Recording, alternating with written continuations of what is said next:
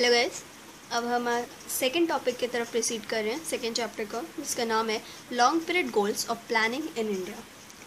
इसमें पहला पॉइंट आता है increase in GDP and per capita income. ठीक है, इसमें पहले हम ये देखते हैं कि पर कैपिटा इनकम क्या होती है। पर कैपिटा इनकम मतलब होती है national income upon total population. ठीक है, हमारे कंट्री की जितनी इनकम है वो पॉपुलेशन से कंपेयर होती है, टोटल पॉपुलेशन से कंपेयर होती है।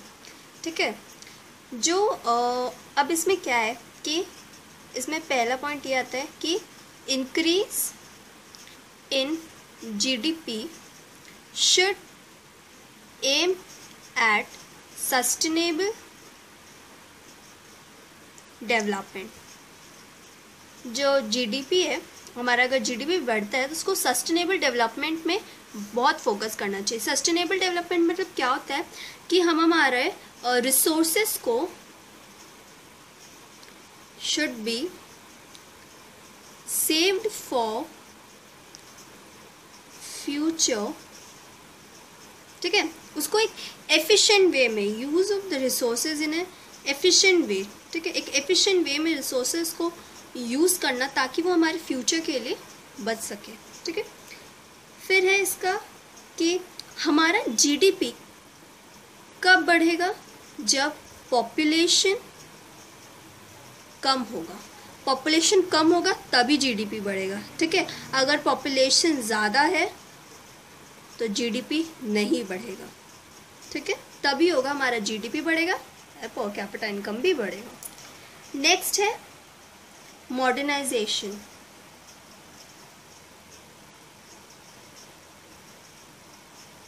मॉडर्नाइजेशन से क्या होता है, ये हमारी टेक्निकल नॉलेज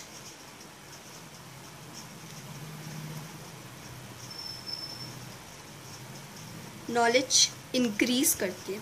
मॉडर्नाइजेशन होगा, मॉडर्नाइजेशन मतलब क्या होता है कि हम पुरानी चीज़ों से छुटकारा पाके नई चीज़ों को अपनाते हैं। ठीक है, मॉडर्न आउटलुक। ठीक है, सोशल ओल्ड आउटलुक को छोड़ के हम न्यू आउटलुक पे आते हैं। जैसे पहले के ज़माने में लड़कियां सूट सलवार पहनती थी, आजकल वही लड़कियां अलग अलग तरीके के कपड़े पहनती है, वो होता है मॉडर्नाइजेशन। तो इसमें क्या होता है कि हमारी अगर कैपिटल गुड्स हम ज़्यादा यूज़ करते हैं और बेटर टेक्नोलॉजी, कैपिटल गुड्स और बेटर टेक्नोलॉजी होती है तो हमारा क्या होगा, जो कॉस्ट ऑफ प्रोडक्शन है वो डेफिनेटली बढ़ेगा, बट जो प्रोडक्शन है वो इंक्रीज होगा विद द लेस टाइम बहुत कम रहेगा और प्रोडक्शन बढ़ेगा। कैपिटल गुड्स क्या होती है, मशीनरीज, ये सब। ठीक है, जो मोर देन 1 ईयर का गारंटी होता है। ठीक है, ये होती है हमारी कैपिटल गुड्स। ठीक है, देखो मॉडर्नाइजेशन में सिर्फ ये नहीं कि हम सिर्फ कैपिटल गुड्स को यूज करें, बल्कि ये भी कि women should also get the equal opportunity as men। जितने एक आदमी को काम में उसको इतनी अपॉर्चुनिटीज दी जाती है, उसको जितनी रिस्पेक्ट दी जाती है, वुमेन्स को भी उतना ही देना चाहिए, तभी हम बोल सकते हैं कि हमारे कंट्री में मॉडर्नाइजेशन आया। वरना अगर सिर्फ मेन को अपॉर्चुनिटीज दी जाए, सिर्फ उनको काम करने के लिए बोला जाए, तो उसको मॉडर्नाइजेशन नहीं बोलते। ठीक है, एक और आता है कि हमारा जो मॉडर्नाइजेशन की वजह से एक बोल सकते हैं कि डीमेरिट टाइप का, कि जो हमारा कल्चर है वी आर लूजिंग दैट, हमारे कल्चर को लूज कर रहे हैं। मॉडर्नाइजेशन का मतलब ये नहीं होता कि हम हमारा कल्चर भूल जाए, we should not forget our culture. ठीक है, we should not forget our culture. हमें अपने कल्चर को, अपने इंडियन ट्रेडिशंस को भी साथ में लेके चलना चाहिए। तो ये था मॉडर्नाइजेशन। नेक्स्ट है इसमें सेल्फ रिलायंट। सेल्फ रिलायंट का मतलब क्या है कि जो नेशन है उसको सिर्फ और सिर्फ सेल्फ रिलायंट के लिए होना चाहिए, वो सिर्फ खुद से उसको ग्रो होना चाहिए, ठीक है ना, वो किसी पे डिपेंड ना हो, खुद ही से उसको ग्रो होना चाहिए। उसको अपने डोमेस्टिक गुड्स, जो डोमेस्टिक गुड्स क्या होते हैं, जो एक कंट्री के अंदर खुद बनाई जाती है, जो डोमेस्टिक गुड्स है उस पर उसको डिपेंड होना चाहिए, ठीक है। पर्टिकुलरली इसमें क्या आते हैं, फूड ग्रेन्स, इसको इस पे डिपेंड होना चाहिए, ठीक है। जो एग्रीकल्चर है, एग्रीकल्चर देखो हमारा हर बार की तरह बढ़ नहीं पाया था due to lack of technology, ठीक है।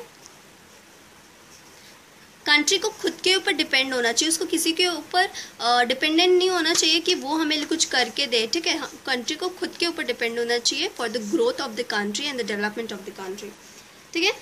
नेक्स्ट आता है फुल एम्प्लॉयमेंट। अब देखो हमें ना फुल एम्प्लॉयमेंट का एक हम क्या पिक्चर बना लेते अपने माइंड में कि एक ऐसा देश, कंट्री जहाँ पे एवरीवन इज एम्प्लॉयड, ठीक है, everyone is employed, but this is not true. Everyone is employed is that doesn't mean full employment. ऐसा हो ही नहीं सकता कि एक कंट्री में हर जन एम्प्लॉयड हो। फुल एम्प्लॉयमेंट का मतलब ये होता है कि every person is engaged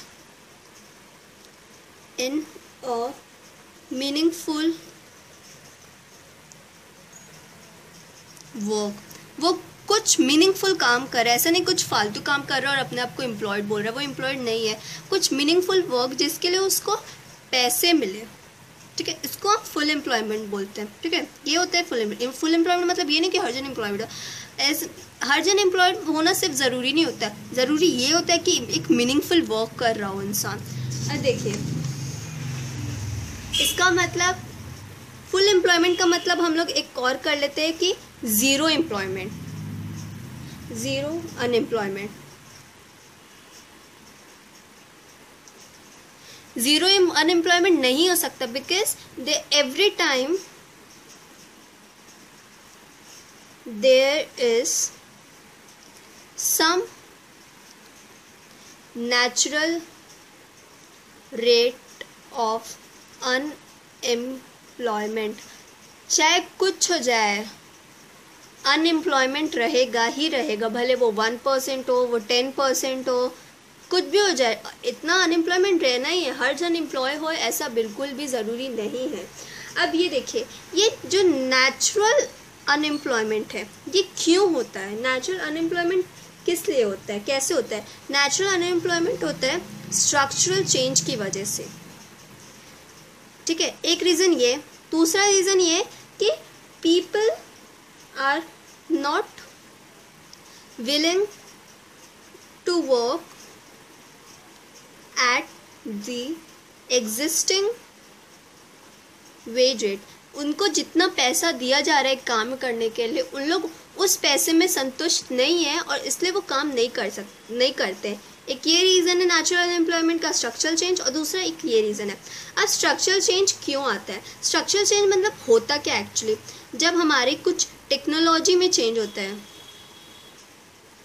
change in technology, इसको स्ट्रक्चरल चेंज बोलते हैं। देखो अब कोई अनपढ़ इंसान हो, इलिटरेट इंसान हो, और उसको बोलो कि मशीन्स चलाए तो बेचारा नहीं चला पा सकता।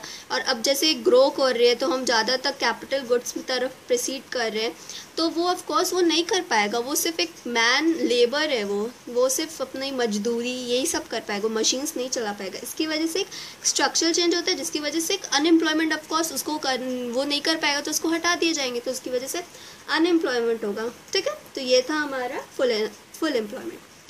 इसमें आता है next equity, last point. Equity मतलब क्या होता है? तीनों सेक्टर्स प्राइवेट, पब्लिक, नेक्स्ट, तीनों सेक्टर्स अपना अपना कंट्रीब्यूशन दे, तब जाके एक इक्विटी आती है। सब एक तरह के काम करेंगे तभी इक्विटी आएगी, सब एक जैसे पैसे देंगे तभी इक्विटी होगी, उसी को हम इक्विटी बोल सकते हैं, ठीक है। देखो इक्विटी सिर्फ इन सब में नहीं, इक्विटी होनी चाहिए सोसाइटी में भी, equality in the society. Equality in the society मतलब क्या हो गया, no discrimination, no discrimination on the basis of gender, caste, creed and religion. किसी के भी जेंडर पे, कास्ट पे, क्रीड पे या रिलीजन पे, इस पे डिस्क्रिमिनेशन नहीं होना चाहिए। अगर एक लड़के को काम करने दिया जा रहा है तो एक लड़की को भी काम करने देना चाहिए, ठीक है। अगर एक अपर सेक्शन के इंसान को काम करने दिया जा रहा है तो लोअर सेक्शन को भी वो काम वो कर सकता है, ऑफ कोर्स, ठीक है। ऐसा नहीं है कि हिंदू ही सिर्फ काम कर सकते हैं, मुसलमान लोगों को भी ऑफ कोर्स एक अपॉर्चुनिटी मिलनी चाहिए, ठीक है। दूसरा है कि every individual in the society should get the same share in the country's national income। एक नेशन के हर इंसान को उसके नेशनल इनकम में सेम शेयर मिलने चाहिए, हर इंसान को, ठीक है। तो ये था हमारे long period goals achievements in India.